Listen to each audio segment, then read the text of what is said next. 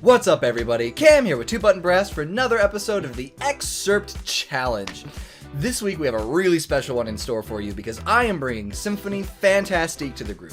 I think this is going to be a killer episode, a lot of good things to offer. One could even say it'll be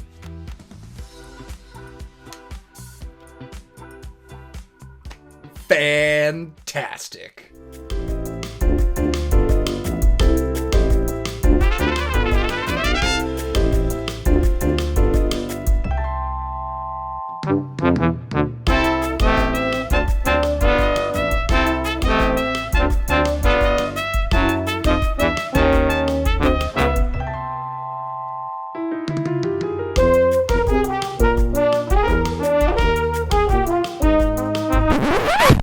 This week's episode of the Excerpt Challenge will be focusing on the finale to Symphony Fantastique, composed in the 1800s by Hector Berlioz. Just as our previous episode on Hector Berlioz kind of points out, link right here, he didn't really write for tuba. He wrote for these wonky instruments called the ophicleide.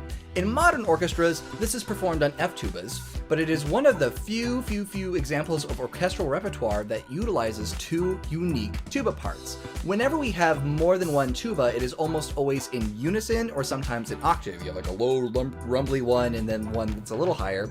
Here we have two completely unique parts, which we never see. As such, this is one of the biggest pieces you will see on any audition. It is almost always on the final round of the audition, and it can really be what separates the good players from the not as good, I don't want to say bad players, the good players from the not as good players. And lastly, some of you cinema buffs might actually pick out the theme to The Shining. It's quoted briefly in this excerpt. It's a little thing we call the Dies Irae. It's a really big moment earlier in this piece that we won't be hearing today, but it is a funeral march that was incorporated into this piece in the 1800s that was written clear back in the 1200s that we saw utilized in cinema and film in the 1900s. It's a fantastic example of how we can take classical musical ideas and reimagine them and rework them to have new cultural meanings. I wanted to challenge myself just a little bit with how I performed this today, so I have decided to play this blindfolded. So I will be using this. Fun fact, this was given to me by yodeling dominatrix.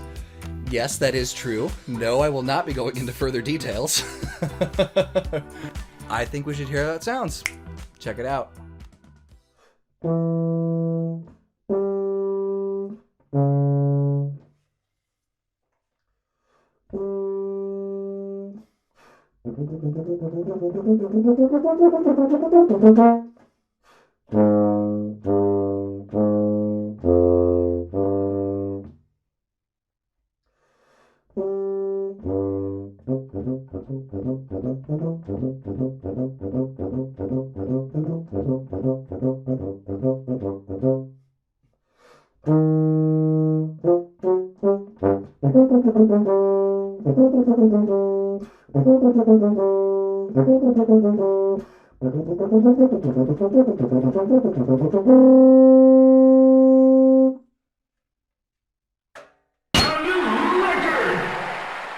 Alright, let's briefly go over the rules before we hear everybody else. So, everybody will have 5 minutes to practice this. They've already listened to it, they've already transposed if necessary. This is the first time they are actually putting horn to face and learning the music. So after those 5 minutes are up, they will perform the entire excerpt, top to bottom, mistakes and all. And then of everybody's submissions, I will pick one winner. And what does that one winner receive, you might ask? Well, dear loyal viewers, you might already know, but they receive the very serious, highly coveted, highly prestigious, highly honored, time-honored tradition of bragging rights. I know, it's a big deal, I know. Me being dumb aside, let's see how everybody does. I had a lesson earlier, and Terry was like, he went into Supercuts, and he got the soup. What is happening right now? I mean, your hair looks fine to me, dude. You know, if you're thinking somebody's gonna judge your hair, I'm probably the last person to judge the hair. Symphony. And to add to the challenge, we've all dosed massive amounts of opium until we're seeing witches dancing. What? And then we're gonna play the excerpt. I'm gonna spend a lot of time doing slow practice. And that's a good approach for this, especially for something as highly technical. It's really only a couple of figures, but they're all very difficult in their own right. And I'll break down a little bit about what goes into them.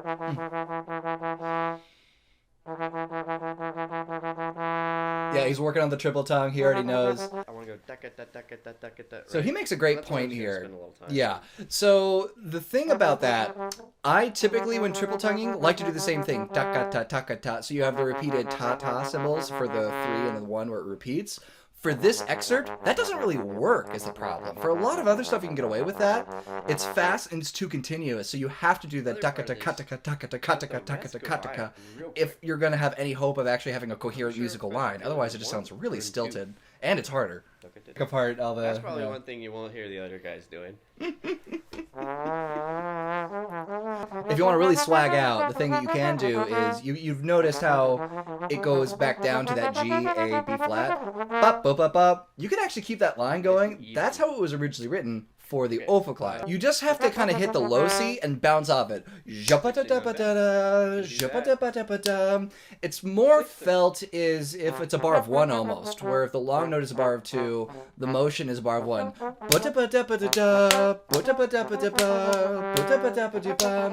You just kind of want it to flow. You really just have to hit the low note and let the rest just kind of fall out of the horn. All right. Yeah, those arpeggios, it's really easy to lose the inner notes where you just have C and C. But the 5th and the 3rd, the G and the E, are just as important. But you hear, you know, just you kind of, it goes so fast, you're very tired. It's the end of the whole symphony, so it's really easy to do. Super dumb. Same.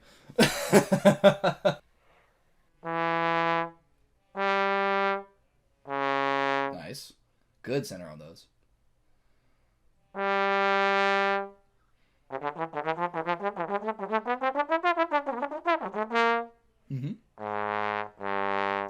Tight lick, good transition. Nice.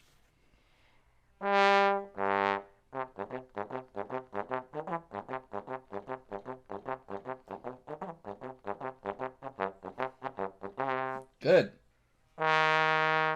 Here it is, here it is.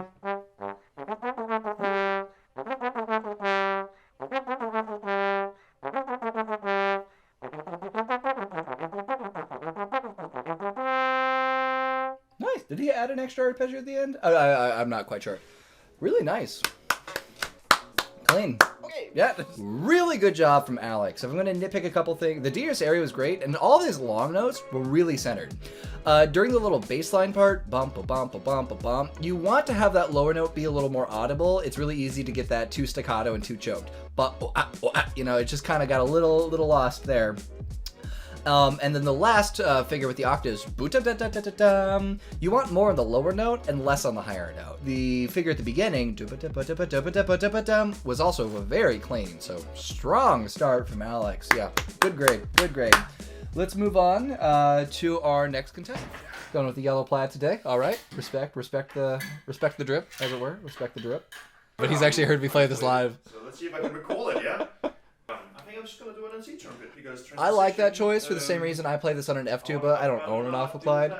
Historical instruments are cool, but there's a reason we don't use them. Also going to have to transpose. Hot take. Well, Well, because there's also the tempo. So as soon as we, yeah, there is the there's the cello at the end.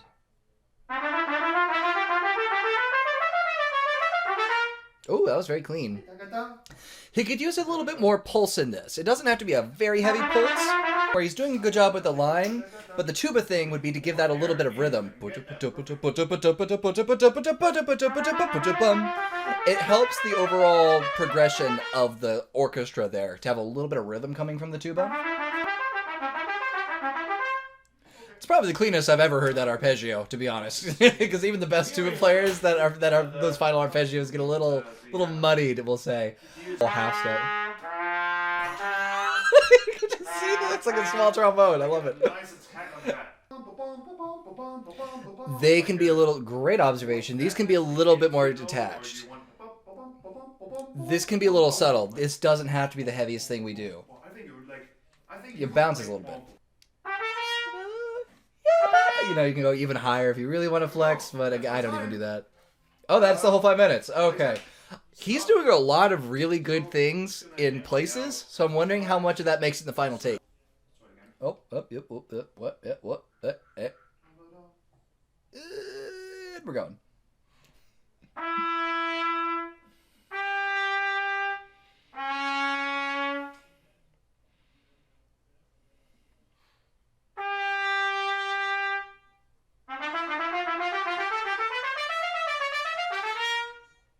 Hit every note, man. Just very.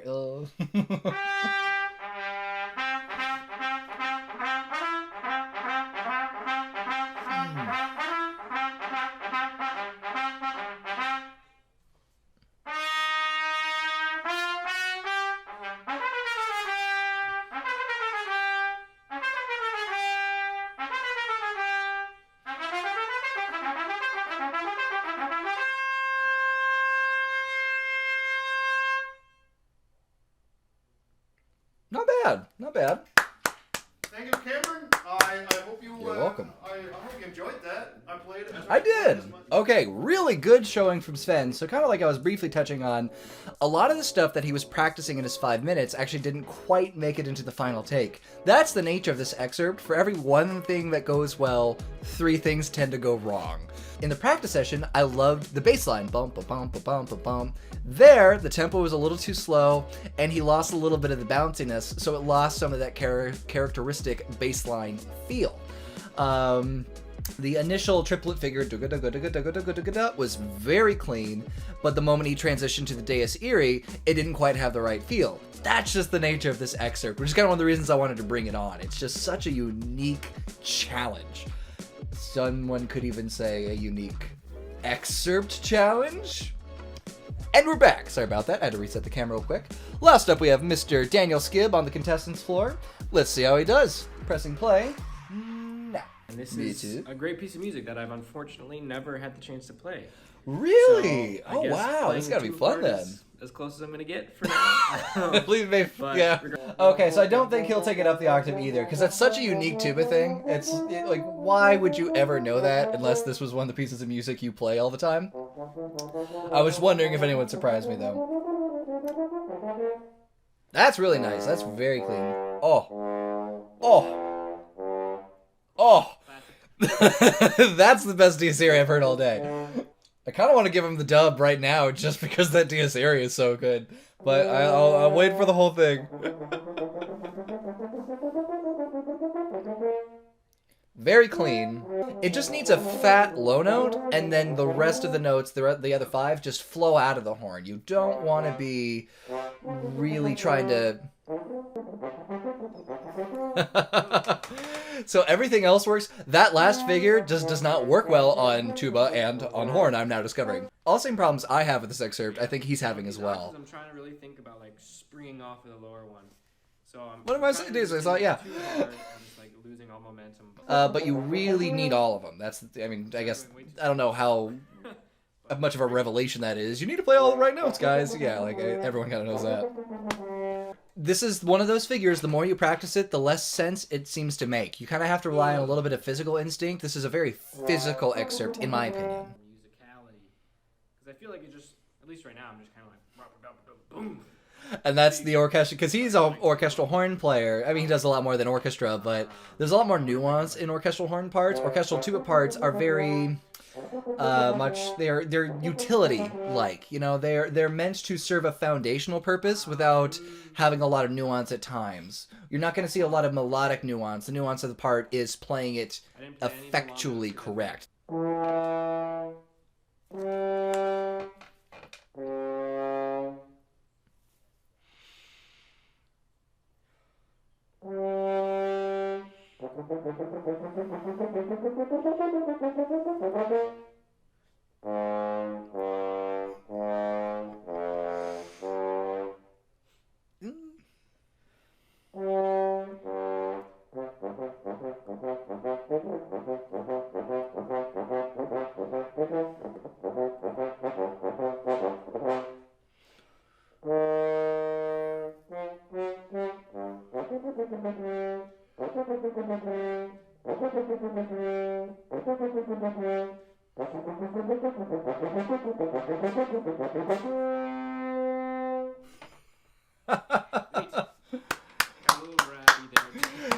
It is so easy to, we call that double buzzing, where you get the, yeah. That's what it is. There's my attempts. Well done from Dan. It was really interesting to watch him. He encountered every single issue that I encounter when I play this piece. Again, I think that harks back to the whole conical nature of horn and tuba, that we have that in common, and the cylindrical nature of the trumpet and the trombone. That a lot of those precise figures, Keeley, that last set of arpeggios, came out way cleaner, but the overall style was a little bit more apparent. You know, it was really interesting. This was actually, I learned a lot just by watching the three guys here. But I can only pick one winner, so let's jump to announcing the champion of the Symphony Fantastique Excerpt Challenge Hard Cut. So here we are once again, having to deliberate. This has actually been a really hard decision, and as I'm speaking now, I still haven't even made the decision. I'm just going to chat for a little bit and kind of hope it comes to me, because this is a really close one. So we started off with Alex, who had a lot of good clarity in his sound. I felt his tempo could have been a little cleaner toward the end, or a little faster toward the end. The HL wasn't super apparent, where it should really feel like it picks up the energy. Svend had unbelievable clarity on some of these figures, but it just lacked a little bit of the bounciness and a little bit of the oomph that you kind of need from the tuba part at times. And then Dan was really great. Dan had the best Dies Irae, honestly, which like I love that. But he encountered, especially at the end, double buzzing on the final high C, where it basically, without going into what a double buzz is, it's just the lips start to separate and the note kind of loses its core. So no one really played it perfectly, but I didn't even really play it perfectly. You know, when you think about it, it is just one of those excerpts. Like I said, for every one thing that goes right, 3 other things go wrong, and you just kind of have to hope for the best on this. So I threw them a real curveball with this. So they all really impressed. They impressed me in very different ways. But I have to pick one winner.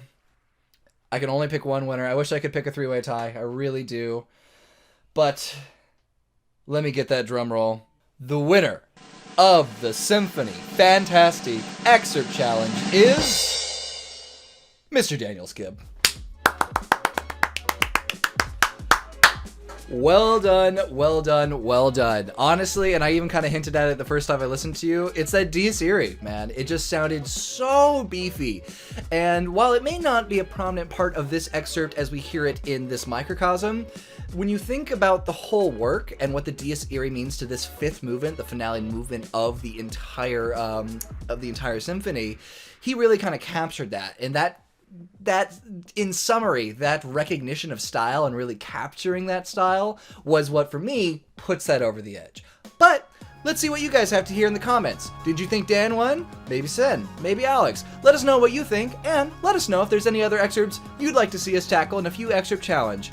Thank you all so much for joining us for another one of these. We have a blast making them, and we're excited to be putting them out every single Friday.